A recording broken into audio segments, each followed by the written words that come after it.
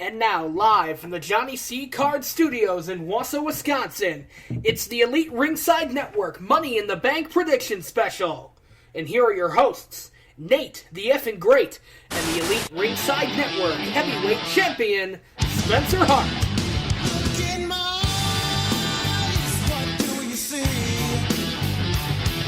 The cult of personality.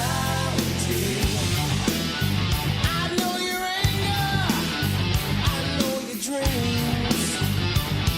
I've been everything you. What is going on, everybody? It's the Elite Ringside Network Heavyweight Champion, Spencer Hart, here with another great episode of the prediction specials here on the Elite Ringside Network, also on Spreaker.com, iTunesPlayer.fm, PodDirectory.com, Stitcher.com, TuneIn Radio, Google Play, the Castbox.fm, and the Satchel Player for your Android and iPhones. The greatest rivalry of all time finally comes to a head. It is, of course, me versus Nate the effing great. How you doing, my friend? I'm doing pretty good.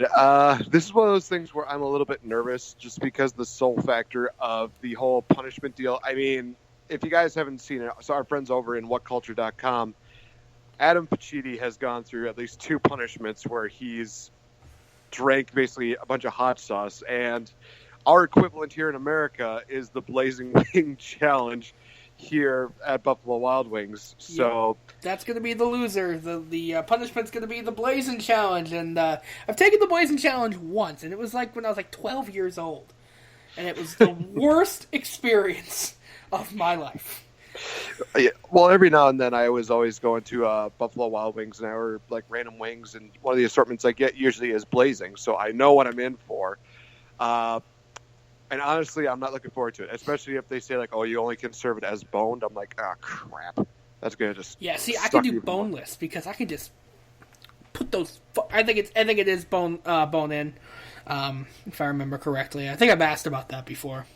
Yeah, damn it. All right. Well, and also this, like you said, the rivalry comes to a head because if I don't win the title this Sunday, that's it. That's it for me. Ball game. Which means that if, I can't challenge for the title, I can guarantee that Spencer Hart, you're going to be in for one hell of a run as champion. You can guarantee that. Yes, sir. So, all right. Any thoughts before we go into Money in the Bank? How'd you enjoy SmackDown this week? SmackDown was pretty decent. I would say the least. It was decent. I mean, I'll be honest. I watched most of it. I didn't finish it, which is terrible of me. But I was playing Destiny and. Well, honestly, as our good friend Max B would say, it was better than that dumpster fire that we called Monday Night Raw. And the only thing that was so good about Raw was the confrontation between Lesnar and Joe, and probably the 2 out of 3 falls match between the Hardys and Cesaro, a.k.a. the Great White North. So, other than that, everything else in between was just...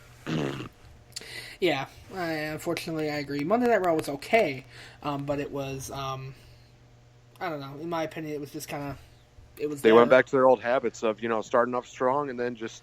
I really wanted to kill myself during that Noam Dar Cedric Alexander segment. Well, thankfully, it was a quick, kill for us, where it was just fair. Was like maybe like 2 minutes and then like 10 seconds worth of a match and then boom, done. It's like No am. Yeah. Game over. Yeah. Ugh. But let's just get into predictions, because in all honesty, that's the only thing that's probably going to make me happy right now. All right, should we get into predictions? Yes, please. Let's do it. All right. Oh wait, I gotta hit the button.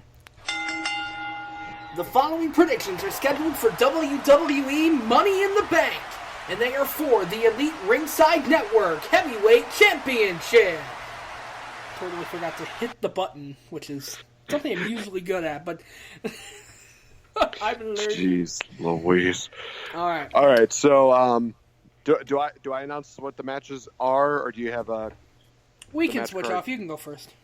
Okay. So I guess we'll start off. I'm just going off like the Wikipedia deal. So let's start off with Probably the most interesting and probably could be one of the most surprising matches of the night. The Women's Championship being defended. Naomi defending against Lana. Oh, boy, howdy. I think we're both going to disagree on this one because I think I know which direction you're going. I'm actually kind of curious. So why don't you go first and tell your prediction, and I'll tell you mine. We had to start with this one because I'm torn. I don't think they're going to change. I think Naomi's going to retain. I think this one's pretty easy for me. Because here, yeah, I don't know. Putting the belt on Lana, I think, would be a pretty bad idea. Yeah, people like Lana, but we haven't seen anything of Lana. You know, we have not seen Lana in the ring at all, except when she did her pretty sweet finisher. That was pretty cool. But other than that, we don't know how she wrestles, and because of that, I'm going to take Naomi. Well, she did wrestle a little bit at the WrestleMania pre-show last year. You know, like probably the third worst WrestleMania of all time. Well, that's fair. Next to WrestleMania 9 and 27. Oh, God, dumpster fires are us. Here we come. I forgot about that. Yeah. I am going with Lana on this one because I think that with her doing all this training and doing all of this, you know, just building up to this, and plus there have been people who have, you know, made their debut and won a championship match. I mean, Santino Marella, my God, he won the title from Umaga in Italy. But, you know, I just think that it would be very interesting to have Lana be the champion right now. And honestly, I haven't really been impressed with Naomi's title reigns as of late. I mean, she won the title at No Way Out, which was awesome. But then she lost the belt due to injury, even though she was going to be coming back next month, which made absolutely no sense to me. They should have just kept it on her. Maybe played the Brock Lesnar rule clause there.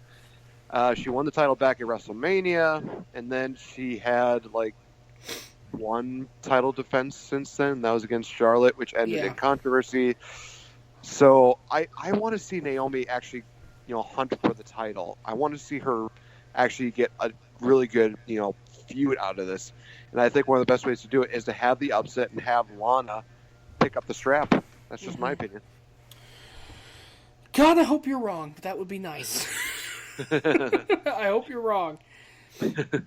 I think a lot of us wish that I was wrong, but at the same time, fair. You know. All right, let's move on to the tag team championships. The New Day challenging against best since day one-ish, the Usos. I'll start off on this one. One of the things that really kind of affected my prediction here was the fact that they did do the Money in the Bank poster, and who's on the cover of that poster? The New Day. And I think a lot of people need to remember that last year, Roman Reigns, despite the fact that he was, you know, tried for you know, be a part of that drug deal, which, you know, kind of sucks, but at least he owned up to it. Anyway, but yeah, he was on the poster. He had the belt, he had the briefcase, but he lost the title. So for that reason, I'm going with the Usos. I just think that if they're heavily promoting that and they're giving the New Day all this momentum, I don't want to see the New Day, you know, win the titles right away. Let them chase for the titles. Let them build up again. Let them become the great New Day deals. And I'll even say this. I think that Breezango is going to get involved somehow and maybe cost them the titles. I agree.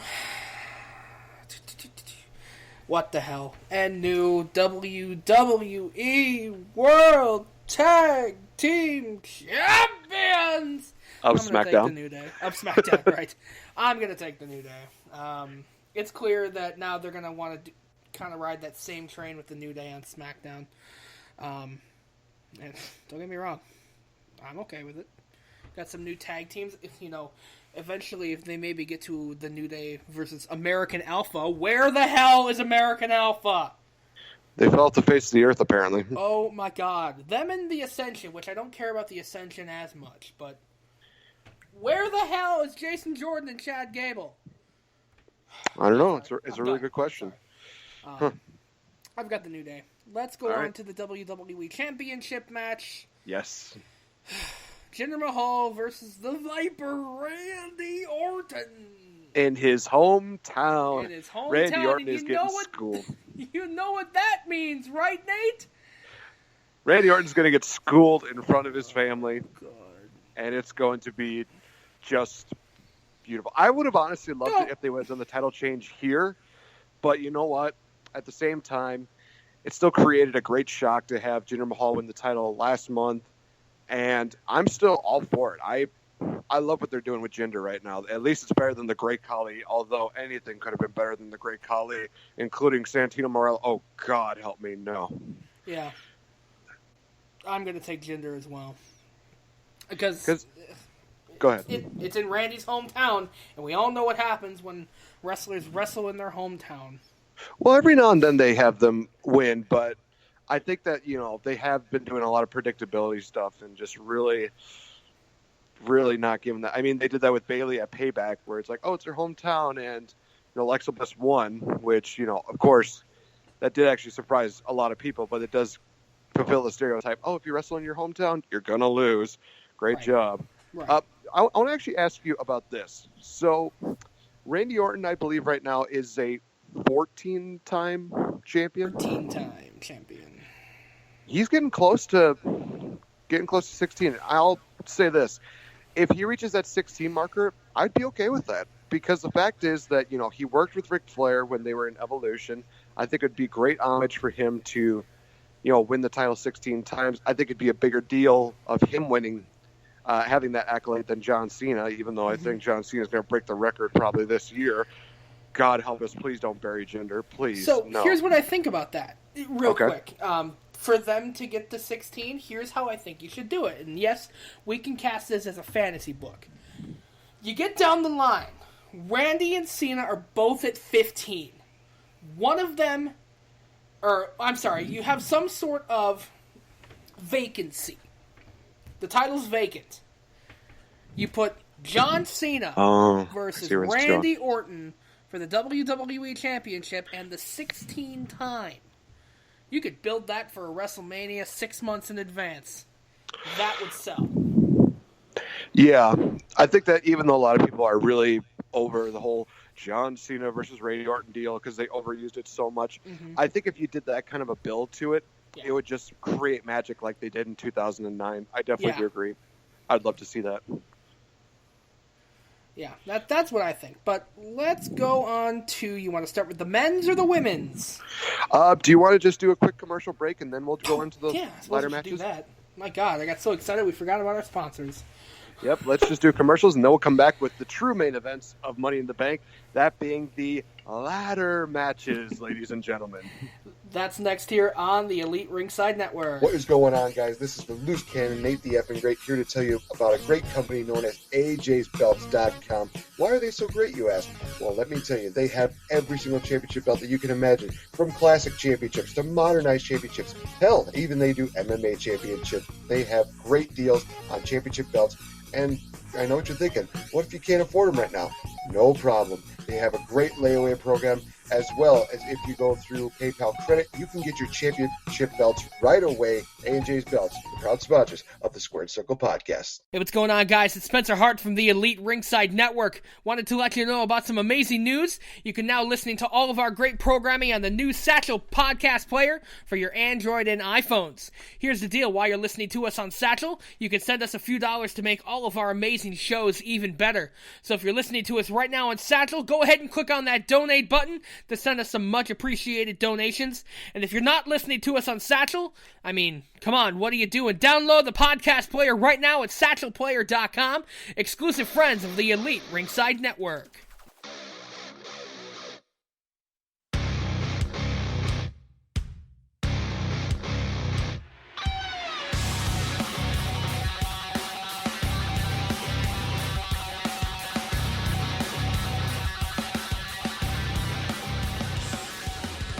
Welcome back to the Elite Ringside Network Money in the Bank prediction special. Of course, I am Spencer Hart, joined as always by Nate the Effing Great.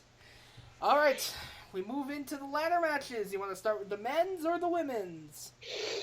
Oh man, that is actually a really tough one because the women's division has gone so far, whether it's on Raw or on SmackDown, and they're finally at this point where it's like, oh my gosh, we're getting a women's ladder match, especially when it's a Money in the Bank deal.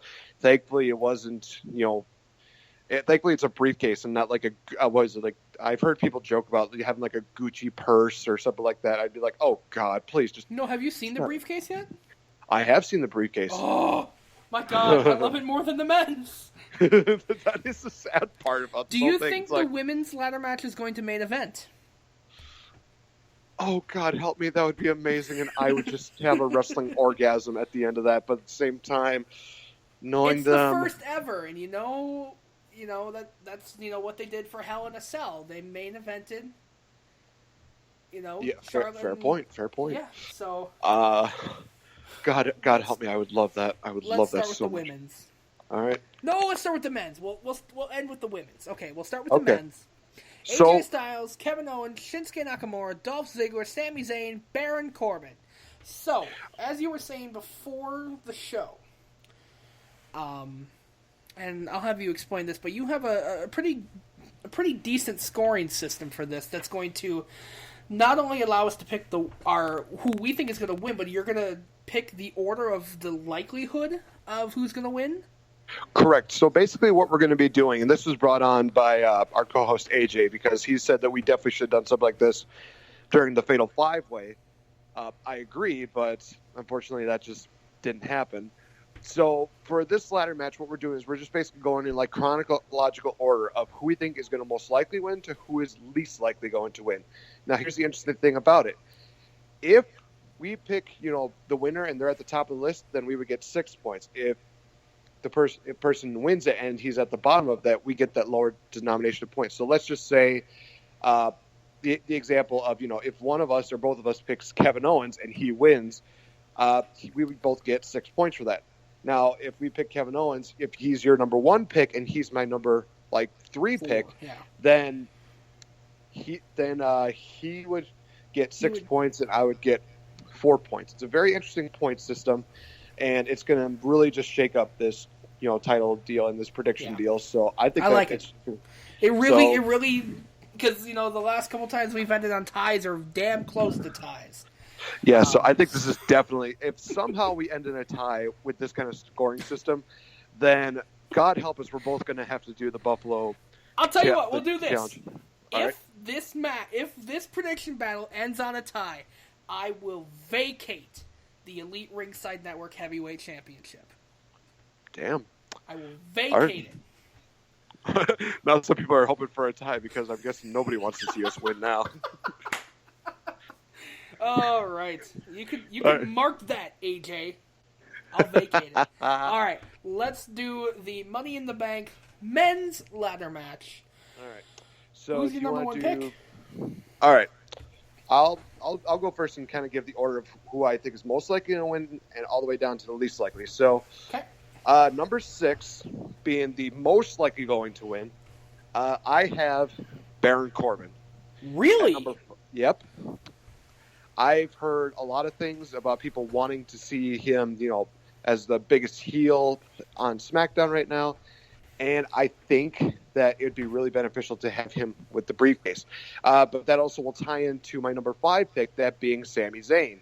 Because honestly, Baron Corbin, Sami Zayn, they both have a bit of a feud going on. So either way, it's kind of a win-win. If Sami wins, you continue the feud with Baron Corbin. Baron Corbin wins, you continue the feud with Sami Zayn.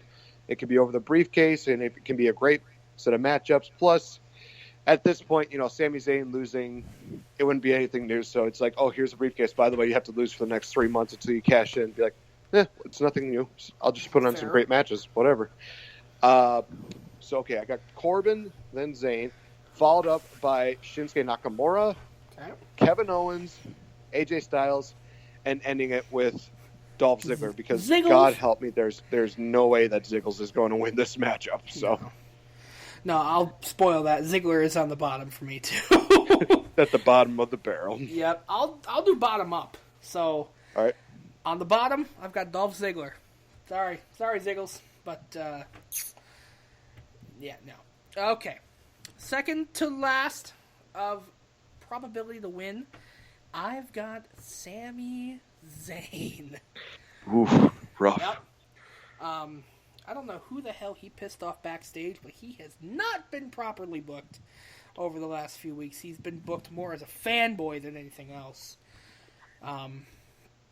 After that, I've got Kevin Owens. Fair enough. I've got AJ Styles. Mm-hmm. Baron Corbin. And the artist formerly... I almost said Prince. The artist known as Shinsuke Nakamura to win the Money in the Bank briefcase. So I've got going top down. Shinsuke, Baron Corbin, AJ Styles, Kevin Owens, Sami Zayn, Dolph Ziggler. Okay, so you're locking that in? I'm going to lock that in. All right. Let me tell you something. One of the reasons why a lot of people don't believe that Nakamura is going to win because he ended the show with him holding the briefcase above his head, which is almost like a dead giveaway. And I think your good buddy, Jack over at What Culture said, like, well, that kind of automatically disqualifies you of any chance of winning. So, well, yeah, I mean, maybe it'll prove us wrong, and maybe that'll help, clinch the victory for you. But I just think that Nakamura is one of those guys that he really just doesn't need the briefcase. He could do it on his own, really. That's just my opinion. It's fair.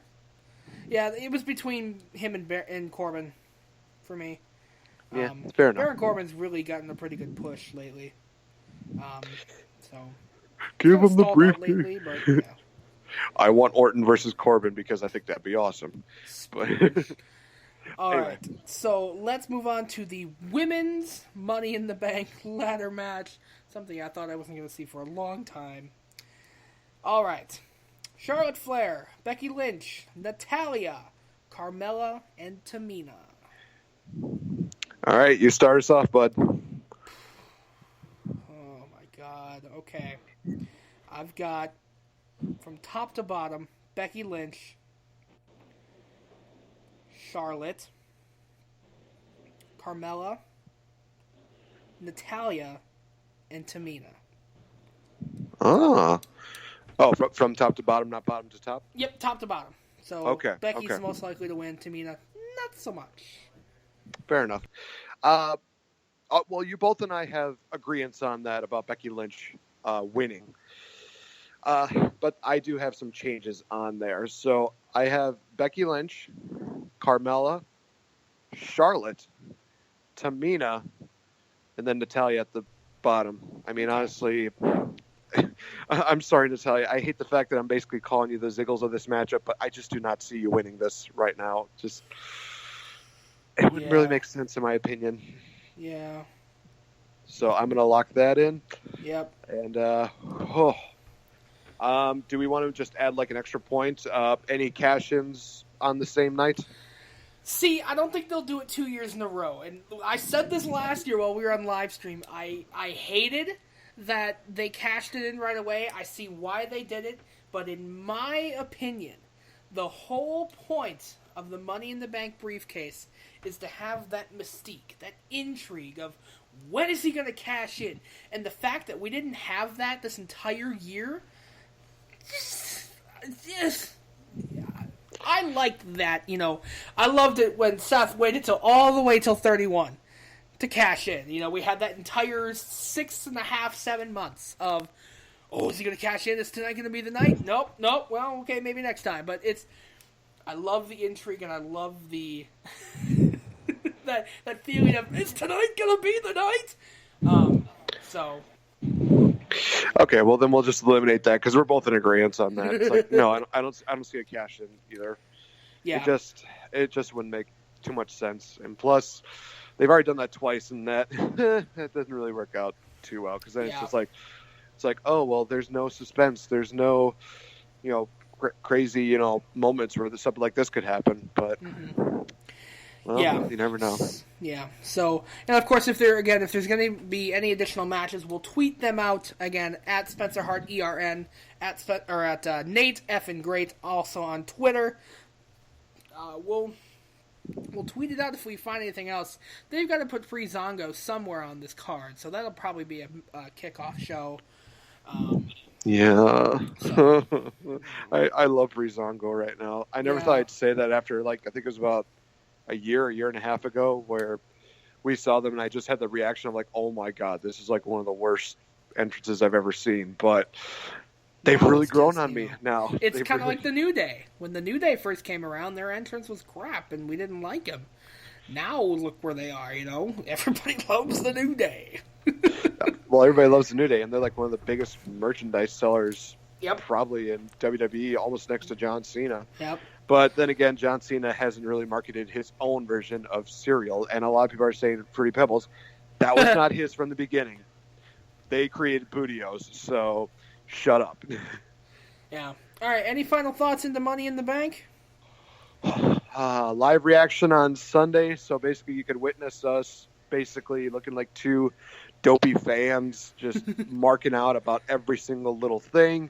But in all honesty, this is going to be a historic night for SmackDown as well for the Elite Ringside Network, because what's going to happen, we don't know. We really don't know. I mean, the predictions are pretty stellar. I mean, they're pretty also, I wouldn't say even. I would say they're pretty honest. It's going to make for a very interesting night, to say the least. It's going to come down to the ladder matches. That's of course, how it's supposed to be. I believe that 100%. Looking forward to that. Final thoughts for you? I'm looking forward to a great night with lots of good wrestling. The Money in the Bank pay-per-view has always been my favorite pay-per-view. So I'm glad that I could watch it with somebody like you. We can enjoy it and not kill each other. So, all right. Well, we'll see at the end of the night, because either way, one of us is going to have go in the Wild Wings. Going to Wild Wings, and we will be video documenting that. A lot of you people that know, I've been doing a lot of those food tasting challenges as of late. So if this gets added to my resume, this is one chapter I'm not going to enjoy. This could be as bad as the plateful of chops that I had to take last year, because it's going to hurt. I'm just not going to lie. It's going to hurt, and it's going to suck. So that is going to do it for the Money in the Bank prediction specials here on the Elite Ringside Network. I want to thank all of our great sponsors. I want to thank Mr. Nate the Effing Great. So for everybody here at the Elite Ringside Network and for Nate the Effing Great, I am Spencer Hart saying we will see you guys on Sunday. # Suck it, Spencer.